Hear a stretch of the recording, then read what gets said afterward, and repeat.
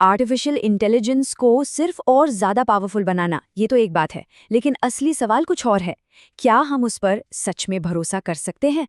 आज हम इसी भरोसे की पहेली को सुलझाने की कोशिश करेंगे और जानेंगे कि कैसे एआई के ब्लैक बॉक्स के अंदर झांका जा सकता है।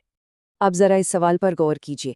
ये कोई किताबी बात नहीं है, ये एक असली दुविधा है, खासकर जब बात मेडिकल फील्ड की हो। सोचिए, जब किसी की जान दांव पर लगी हो तो हर फैसले के पीछे का क्यों जानना कितना जरूरी हो जाता है ना? तो दिक्कत ये है कि बहुत से पावरफुल एआई मॉडल्स जैसे कि डीप लर्निंग वाले एक ब्लैक बॉक्स जैसे होते हैं। मतलब वो आपको एकदम सटीक जवाब तो दे देंगे, पर ये कभी नहीं बताएंगे कि उस जवाब तक पहुंचे कैसे। और नतीजा क्या होता है? हम इंसान उनके सोचने के तरीके को पकड़ ही नहीं पाते। और यहीं से भरोसे का संकट शुरू होता है, खास तौर पर मेडिकल फील्ड में, जहां हर फैसले की जवाबदेही होती है। जरा सोचिए, अगर एक डॉक्टर को ही ये न पता हो कि एआई ने किसी मरीज के बारे में कोई खास नतीजा क्यों दिया, तो वो उस पर यकीन कैसे करेगा? तो सवाल ये है कि इस ब्लैक बॉक्स को खोला कैसे जाए? इसका पहला कदम क्या हो सकता है? चलिए एक ऐसे एआई से मिलते हैं जिसे बनाया ही इस तरह गया है कि उसमें पारदर्शिता, मतलब पूरी क्लैरिटी हो। इनका नाम है फजी कॉग्निटिव मैप्स, या शॉर्ट में FCMs। अब इनकी खासियत पता है क्या है? ये इंसानी समझ और तजुर्बे को अपने मॉडल में शामिल कर सकते हैं। ये बिल्कुल एक नक्शे की तरह काम करते हैं, जो साफ साफ दिखाता है कि कौन सी चीज किस पर और कितना असर डाल रही है। ये जो आप देख रहे हैं ना, ये गोले और तीर, यही तो इसकी खासियत है। हर गोला एक कॉन्सेप्ट है, मान लीजिए ब्लड प्रेशर, और ये तीर दिखा रहा है कि इसका असर किसी दूसरी चीज पर कितना और कैसा पड़ रहा है। ये ब्लैक बॉक्स से एकदम उल्टा है। यहाँ हर चीज का कनेक्शन और असर साफ साफ नजर आता है। तो अब फर्क बिल्कुल साफ हो गया है। एक तरफ है ब्लैक बॉक्स जो एक्यूरेसी के लिए ट्रांसपेरेंसी को कुर्बान कर देता है, और दूसरी तरफ हैं ये FCMs जो बने ही ट्रांसपेरेंसी के लिए हैं।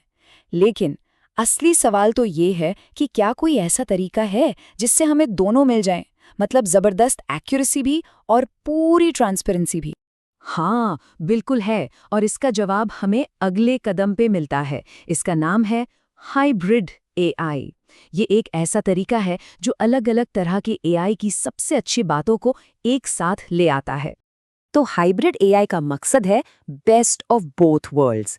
मतलब जो कॉम्प्लेक्स मॉडल्स हैं उनकी जबरदस्त प्रिडिक्शन पावर ले लो, और जो सिंपल मॉडल्स हैं उनकी क्लैरिटी ले लो, दोनों को मिला दो। इस आर्किटेक्चर को जरा देखिए। होता यह है कि डेटा एक जगह से अंदर आता है और फिर 3 अलग-अलग एआई दिमाग, एक रूल बेस्ड, एक मशीन लर्निंग और एक डीप लर्निंग, तीनों एक साथ उस डेटा को एनालाइज करते हैं, और आखिर में इन तीनों की समझ को एक फ्यूजन लेयर में मिला दिया जाता है। बिल्कुल वैसे ही जैसे 3 एक्सपर्ट्स मिलकर एक फाइनल और कहीं ज्यादा मजबूत फैसला लेते हैं। लेकिन सवाल फिर वही कि क्या इतनी मेहनत और कॉम्प्लेक्सिटी का कोई फायदा भी है? क्या सच में इससे नतीजे बेहतर होते हैं? चलिए बातों को छोड़ते हैं और सीधे डेटा पर नजर डालते हैं। देखते हैं कि ये हाइब्रिड तरीका आखिर कितना असरदार है। और देखिए, नतीजे सच में चौंकाने वाले हैं। जैसा कि यहाँ दिख रहा है, हाइब्रिड एआई, ये जो हरे रंग में है, ये लगभग हर मामले में अकेले मशीन लर्निंग मॉडल को पछाड़ देता है। चाहे वो एक्यूरेसी हो या यूजर का भरोसा, ये साफ साफ आगे है। तो निचोड़ क्या निकला? हमें भरोसे और एक्यूरेसी दोनों में जबरदस्त फायदा मिलता है। हाँ, ये बात सही है कि इसे बनाने में समय भी ज्यादा लगता है और पैसा भी। लेकिन सोचिए, जब बात लोगों की जिंदगी की हो, तो बढ़ा हुआ भरोसा और बेहतर नतीजे इस कीमत से कहीं ज्यादा कीमती है ना?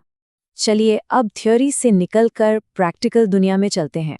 देखते हैं कि इन कॉन्सेप्ट्स का इस्तेमाल एक असली हाई स्टेक्स प्रॉब्लम को सुलझाने के लिए कैसे किया जाता है। तो अब देखते हैं कि ये सब असल दुनिया में काम कैसे करता है। हमारी केस स्टडी है क्रॉनिक किडनी डिजीज यानी CKD का पता लगाना। ये एक बहुत ही गंभीर बीमारी है, और इसमें अगर शुरुआत में ही पता चल जाए तो इलाज बहुत आसान हो सकता है। एक मशीन लर्निंग मॉडल ने CKD की पहचान करने में, सुनिए, 99.17% की गजब की एक्यूरेसी हासिल की। ये तो अविश्वसनीय रूप से शक्तिशाली है, एक शानदार रिजल्ट। लेकिन एक डॉक्टर इस पर भरोसा कैसे करे? आखिर मॉडल को ये पता कैसे चला? देखिए, हम घूम फिर कर फिर से उसी सवाल पर आ गए। 99% एक्यूरेसी का भी क्या मतलब अगर हमें यही नहीं पता कि एआई इस नतीजे तक पहुंचा कैसे। और बस इसी ताले को खोलने के लिए एंट्री होती है एक्सप्लेनेबल एआई की, जिसे हम कहते हैं XAI। ये वो चाबी है जो हमें उस ब्लैक बॉक्स के अंदर झांकने का मौका देती है। अच्छा, XAI में शैप जैसी टेक्निक्स का इस्तेमाल होता है। अब ये क्या है? इसे ऐसे समझिए, ये टेक्निक एआई के फैसले के बाद हर एक फैक्टर को एक स्कोर देती है। इससे ये पता चलता है कि किस जानकारी का कितना असर पड़ा फैसले पर। ये हमें एआई के सोचने के तरीके को एकदम साफ-साफ देखने का मौका देता है। और ये देखिए, ये रहा नतीजा। ये है वो एक्सप्लेनेशन जो XAI ने हमें दिया है। ये चार्ट हमें साफ-साफ दिखा रहा है कि एआई के हिसाब से CKD का पता लगाने के लिए कौन से बायोलॉजिकल मार्कर्स सबसे ज्यादा जरूरी हैं। तो अब एक डॉक्टर साफ-साफ देख सकता है कि एआई हीमोग्लोबिन, एल्ब्यूमिन और सीरम क्रिएटिनिन जैसे मेडिकली रेलेवेंट डेटा का इस्तेमाल कर रहा है। अब ये डायग्नोसिस सिर्फ एक नंबर नहीं रहा, बल्कि एक ऐसी इंसाइट बन गया है जिसे वेरीफाई किया जा सकता है, जिस पे भरोसा किया जा सकता है। तो इस सब का बड़ा मतलब क्या है? मतलब ये है कि अब बात सिर्फ एआई की पावर की नहीं, बल्कि इंसानों और एआई के बीच एक भरोसे का रिश्ता बनाने की है। तो देखिए, असल लक्ष्य सिर्फ स्मार्ट एआई बनाना नहीं है।